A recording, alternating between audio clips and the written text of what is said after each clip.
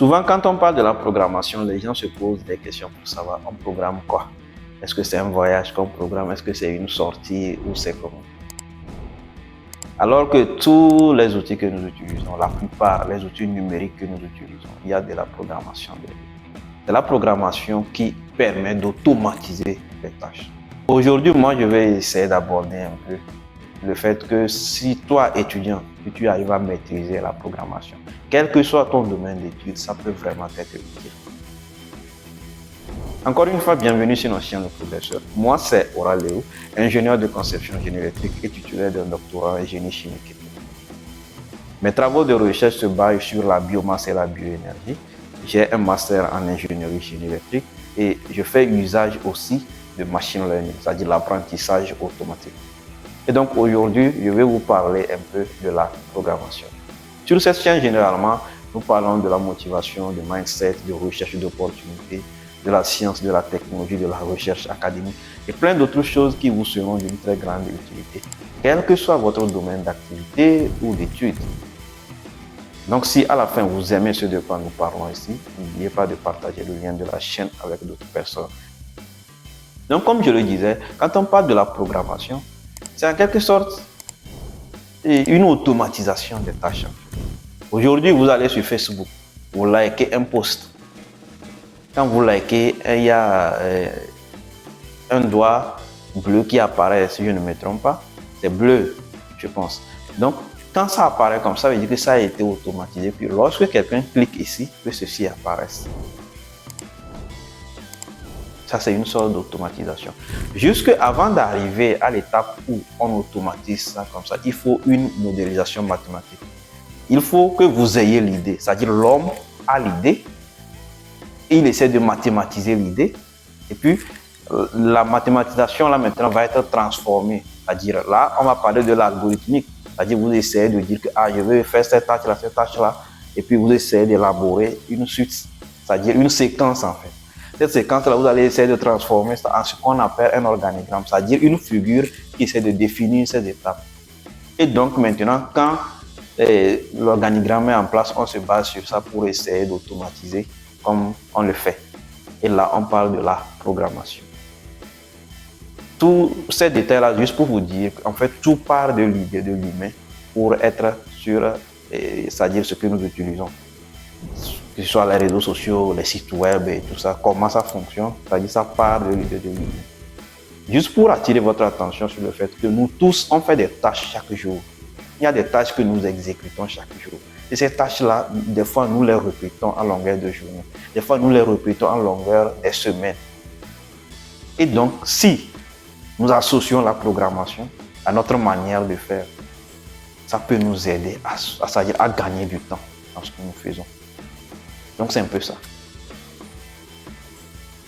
Et apprendre à programmer, les gens ont longtemps pensé que c'est juste les développeurs, parce que les développeurs de profession sont là. Ils sont là, ils se basent sur la programmation pour développer des produits. Mais nous sommes à une ère où ce n'est plus une question de je suis développeur, non. Je ne dis pas de prendre le métier des développeurs, non. C'est que je dis de maîtriser un minimum de ce qu'on appelle la programmation pour que ça puisse vous aider dans ce que vous faites. Parce que dans votre spécialité, par exemple, je prends le cas d'un étudiant qui fait des expérimentations. Souvent, les expérimentations, on répète. Et tu fais à des conditions différentes. Quand tu fais ça comme ça, tu es obligé à chaque cas d'analyser les données pour pouvoir les comparer. Et donc, des fois, il y a des logiciels, il y a c'est-à-dire des données pour les analyser. Ça peut prendre du temps. C'est-à-dire les visualiser et tout ça. Alors que si vous maîtrisez un peu la programmation, ça peut vous aider à gagner du temps. Et vous essayez d'automatiser les tâches là.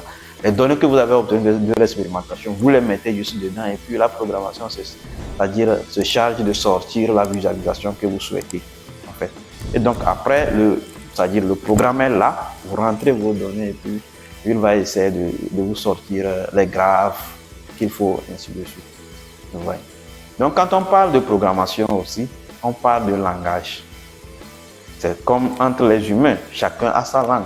Et donc quand tu veux parler ma langue, il y a des codes, il y a la culture qui est associée à ma langue.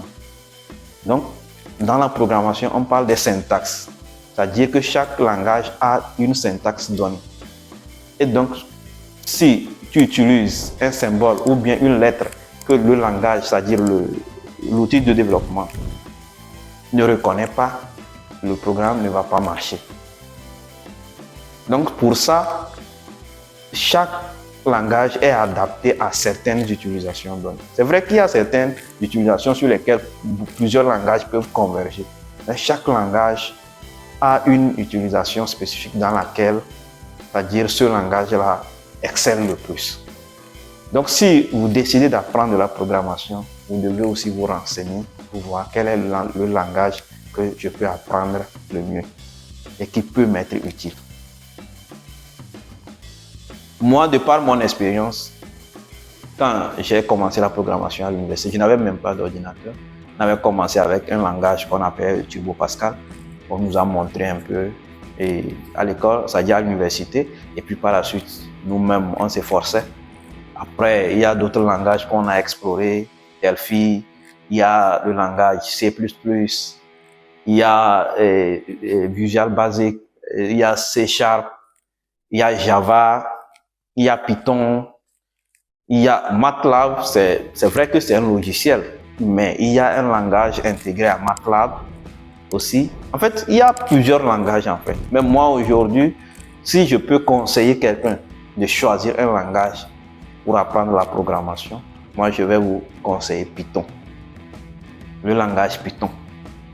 Donc pour ceux qui, après cette vidéo, vont vouloir apprendre le langage, qui sont étudiants et qui veulent utiliser la programmation à automatiser leurs tâches, je vous conseille le langage Python pour commencer. Pourquoi? Ça, on en parlera dans la vidéo à venir. Donc c'est un peu ça ce que je voulais partager avec vous aujourd'hui. Essayez de voir, choisissez un langage de programmation, prenez dans vos temps libres. Aujourd'hui, c'est plus facile d'apprendre la programmation. Parce que avec les IA aujourd'hui, si tu arrives à bien formuler dans ta tête la tâche que tu veux automatiser et tu dis à l'IA, l'IA va t'aider à avoir le code. Maintenant, tu vas essayer de personnaliser ça par toi-même. Ce n'est pas comme avant où nous, il fallait lire des livres et c'était pas aussi facile. C'est-à-dire, tu lis, tu n'as pas d'ordinateur pour appliquer. Alors que la programmation, c'est quelque chose qu'il faut appliquer. Quand tu veux apprendre, il faut apprendre par la pratique.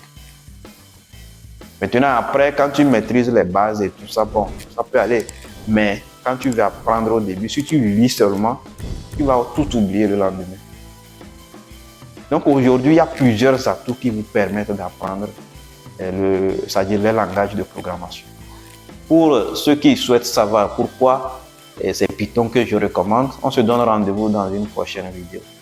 Moi, personnellement, la programmation m'a vraiment été utile. Ça m'a vraiment été utile. Je ne dis pas que j'ai été expert en programmation, non, mais le minimum que j'ai connu jusqu'à aujourd'hui m'a vraiment été utile, sans vous mentir.